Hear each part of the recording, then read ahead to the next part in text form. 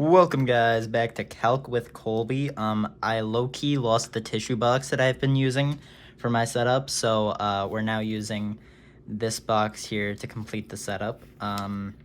Let's see. We're gonna be going over the homeworks because test is tomorrow, so be prepared. I think 4.A or 4.4A is done, so don't worry about that. 4.4B is what I'm going to walk you guys through now. I'm done up until 4.5B. 4.5B is where I need to get my... That's going to be the next video. So we're going to start at page 292. Okie dokie. Number 58. All right, let me make sure this is in range. Find the average value of the function over the given interval and all values of x in the interval for which the function equals its value.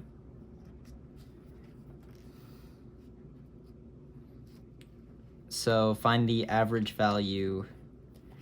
Did I ever find what x was meant to equal? Actually, don't know if I did. Okay, well, it doesn't really matter. Oh, wait, yeah, I did. All right, so... starting off, we get f of x equals, I'll write it over here, f of x equals cosine of x on the interval 0 to pi over 2, right? So we're going to set up our interval. Oh, this is a closed interval. Set up our interval, right? Not too hard, from 0 to pi over 2, function, and then dx, right? And then to find the average value, c is like where x is equal to the average value, right? So f of c equals 1 over b minus a times the integral, is it b minus a? Yeah, it is. Of b minus a times the integral, or the antiderivative or whatever, from 0, or from a to b, and then the function, and then dx. So we just take the integral of this, which is just sine x, right? Just remember your trig. So then come down here. I'll bolden this a little bit. We plug in our values for this, right? So plug in pi over 2. Oh, what's sine at pi over 2? It's 1 minus sine at 0, which is 0. And then multiply that by 2 pi. And you get, or not 2 pi, 2 over pi, and then you get 2 over pi as your answer, right? Not too shabby. Number 60 seems scary, but it's really not too bad. So I'm not going to worry about volume. Well, I guess volume is exactly what we're worrying about. But volume in liters of air in the lungs during a 5-second respiratory cycle. So a 5-second cycle means our interval is from 0 to 5, right? And then it says that's approximated by the model. I mean, you see the equation. So then we're going to put that for our interval, and then put that as dt. And it wants us to find the average volume of air in the lungs during one cycle. So 1 over b, which is 5, minus a, which is 0, times the antiderivative from 0 to 5 of this whole John, times dt. So take the integral of that.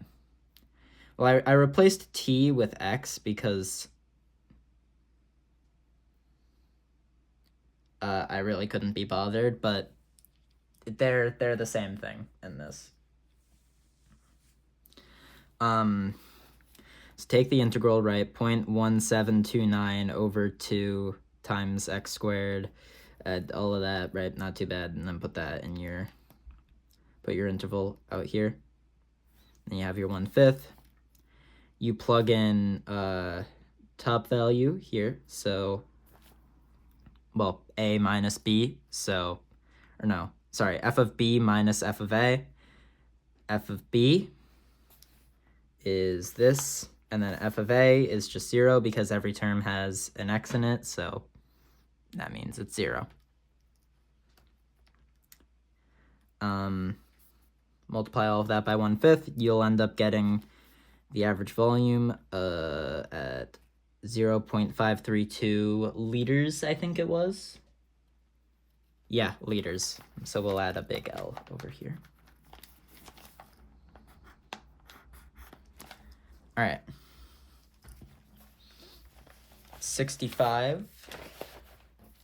Taking a quick look-see at this. They want us to find f as a function of x and evaluate it at x equals 0, x equals pi over 4, and x equals pi over 2.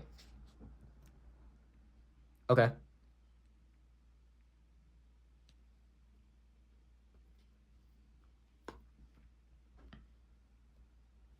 So, you guys can barely see that. There we go. All right. I mean, it doesn't really matter. Yeah, because we plug in x for it anyways. So we're going to plug in our equation, no, we're actually already given it. They essentially just want us to take the derivative and then evaluate the derivative at, take the integral and then evaluate it at those values. So that's really simple. This is our integral, right? Well, no, this is after we've already integrated. So this is our f of x, that's our interval. Sine x minus sine 0. Sine 0 is nothing, so sine x over here. Plugging in 0 for x and sine x gets us 0. Plugging in pi over 4 gets us root 2 over 2. Plugging in pi... Did I say pi over 2 or pi over 4 for the second one? Plugging in pi over 4 gets us root 2 over 2. Plugging in pi over 2 gets us 1.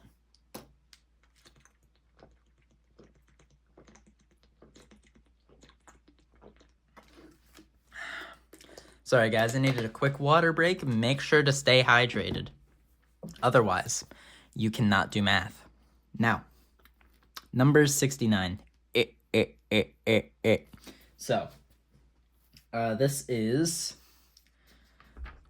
integrate to find f as a function of x. Demonstrate the second fundamental theorem of calculus by differentiating the result in part A, which I did not end up doing, so... Oh, wait, yes, I did.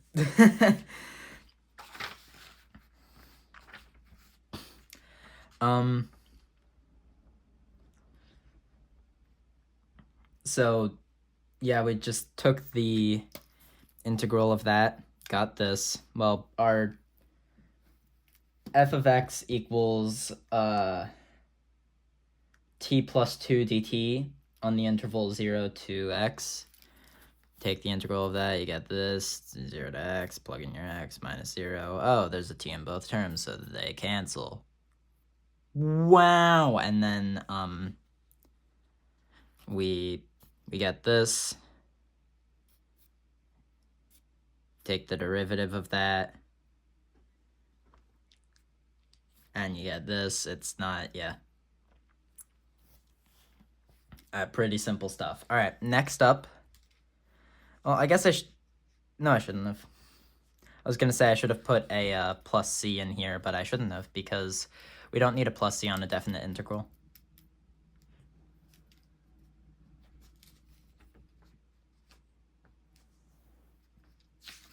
Okay, next is 79.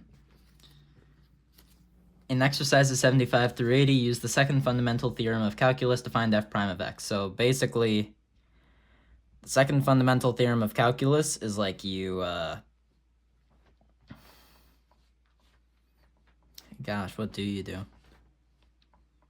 Man, this is so difficult. I mean, I really have no idea. Basically, it's if you just have a regular x up here, you can kind of just shove everything in for x here, and you win. If you wanted to go the long way about it, then you could, take the integral of this and then plug in x minus 1, or plug in f of x minus 1, f of 1, and then like do all of that. But that's lame, so basically we just take x, put it there, and you win. Right, because if you're taking the derivative of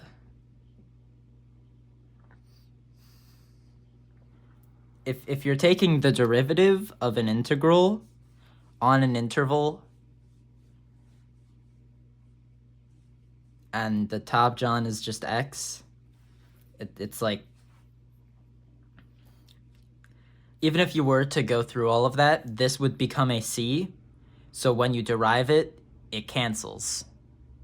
So you just get to plug in x for this. Now, if this was an x squared, it'd be different, and you'd have to do a whole bunch of other stuff, which honestly sounds like a lot of work, so hopefully we don't have to do that. Oh! So number 84. I didn't write it down here, but it's f of x equals 1 over t cubed dt on the interval 2 to x squared. So it's actually not that hard. We just replace the top John with u instead of x squared, and then we plug in u for that, multiply it by the derivative of the top John, so times 2x, right? And then back substitute in your x squared for your u after you've already integrated it, which, never mind, actually not integrated it. You've integrated the derivative by plugging in u, multiply it by the derivative of u. So it's basically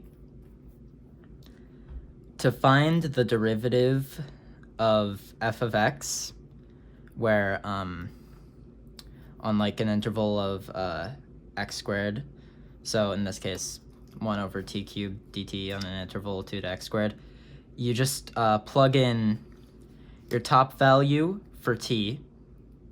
In this case it's t, I'm just going to keep saying t because it's easy. You plug in your top value for t, represent that as u, and then you take the derivative of u and multiply it by the function that you just plugged u into. So with that, you get this. Solve that out. It's 2 over x to the 5th. Pretty simple stuff, all right? That's going to be the end of 4.4b. Hope you guys enjoyed. 4.5a coming out in soon. Same with 4.5b. Hope you guys enjoyed. Have a lovely day. I love you all. Good luck on the test.